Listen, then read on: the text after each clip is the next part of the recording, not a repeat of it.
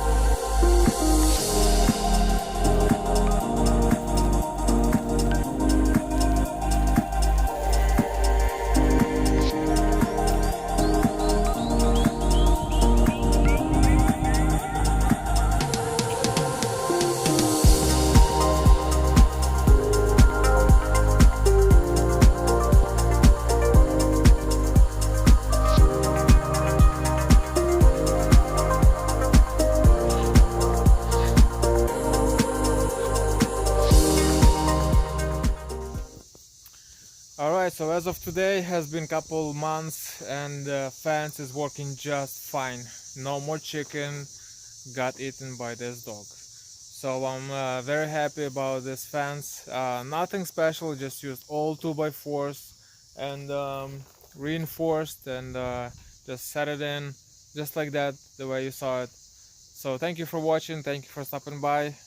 Hit the like, hit subscribe if you want, and I'll see you at the next one. Thank you very much.